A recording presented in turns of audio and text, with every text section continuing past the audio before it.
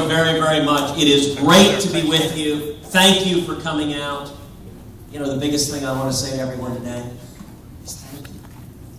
Thank you from the very bottom of my heart. My wife, Heidi, both of us. Heidi, wave to everyone.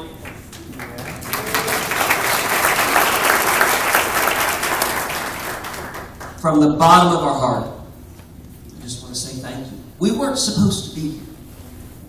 This was not supposed to happen. A year and a half ago, when we started this campaign, I was at 2% in the polls. And the margin of error was 3%. Which means, technically, I might have been at negative 1%. We have been outspent 5-1. And yet we're in this runoff, and we're winning this runoff. Yeah.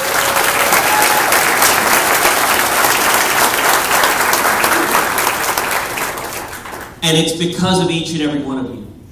It is because of your passion, your energy. It is because of the effort every one of you has made to reach out to your friends and neighbors and to stand up and say, we got to do something different. So thank you for getting us here. Thank you for everything you're doing. You know, I want to talk about two things.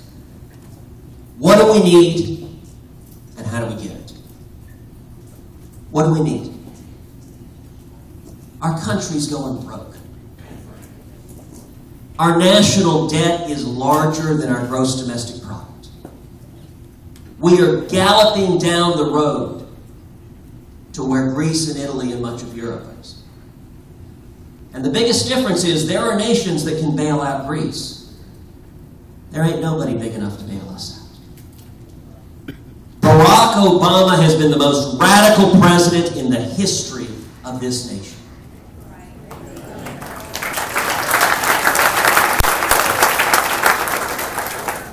But the unhappy truth is, Barack Obama didn't invent spending.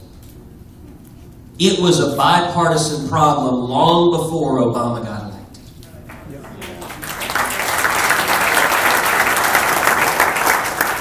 It has been career politicians in both parties who have gotten us in this mess.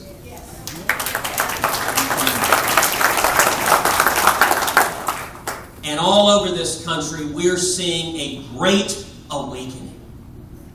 The American people are standing up and saying, enough already. We don't want the same tired establishment incumbents. Thank you.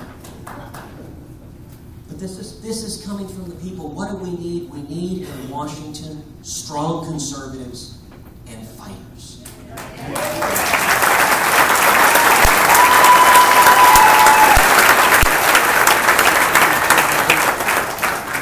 There are too many politicians in Washington who put their finger in the air to see which way the wind is blowing. And we've got to stand for principle. I've spent my entire life fighting to defend the Constitution. I served as the Solicitor General of Texas, serving under Greg Abbott, the finest Attorney General in all 50 states. Yeah.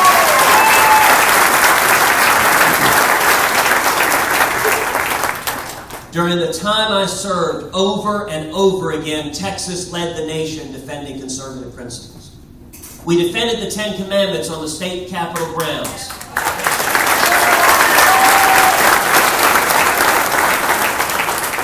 We went to the U.S. Supreme Court and we won 5-4.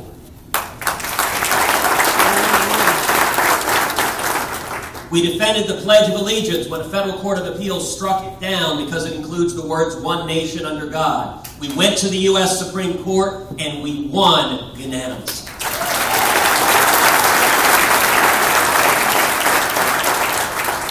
We defended the Second Amendment, the right to keep and bear arms. We went to the U.S. Supreme Court and we won 5-4.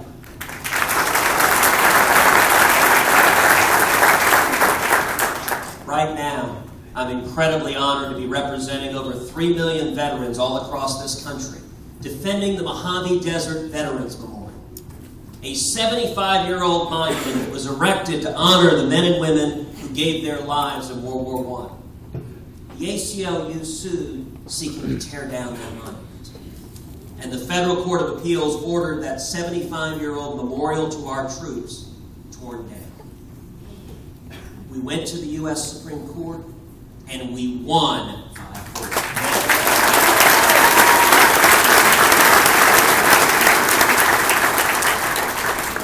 The biggest fight of my tenure is a case you all know well. Medellin versus Texas.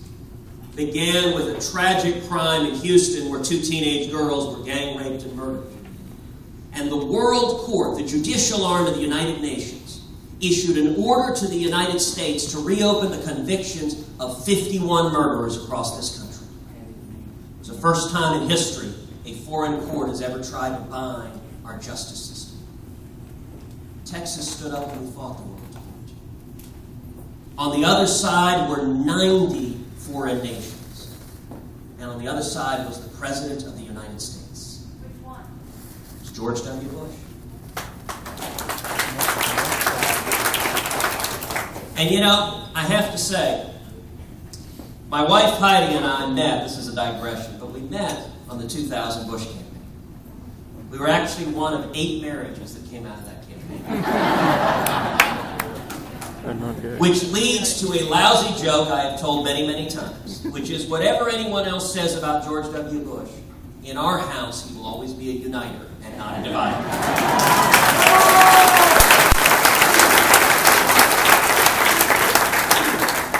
But in this instance, he received some very, very poor advice. And he signed an order that attempted to order the state courts to obey the World Court.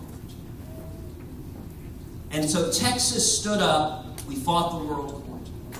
We fought the United Nations. We fought 90 foreign nations, and we fought the President of the United States. We defended U.S. sovereignty. And we won 6-3.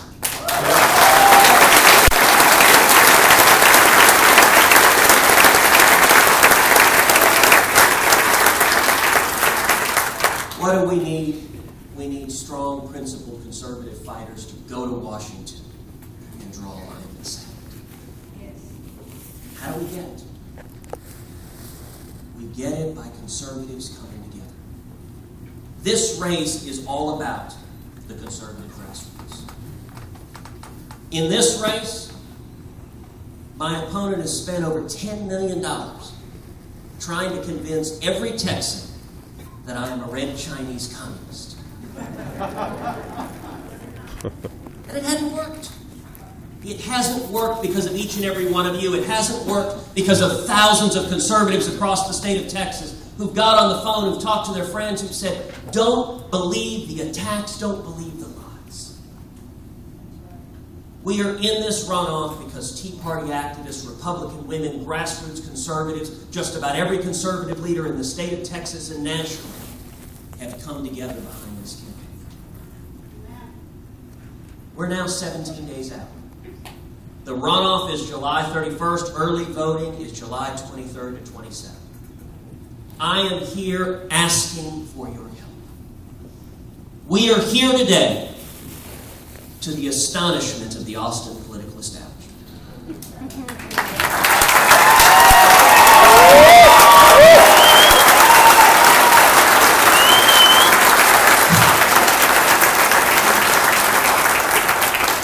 And runoffs are entirely about turnout.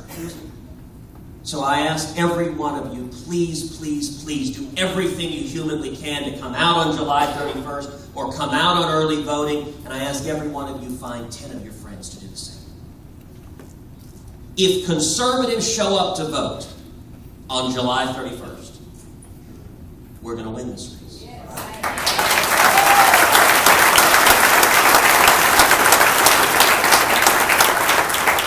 And I'll make a promise to each and every one of you.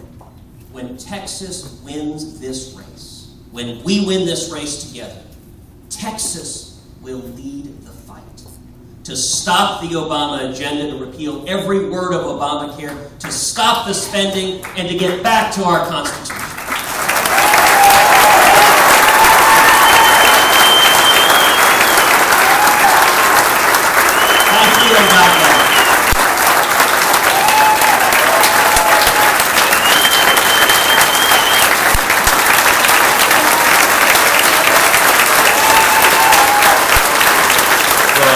Amen.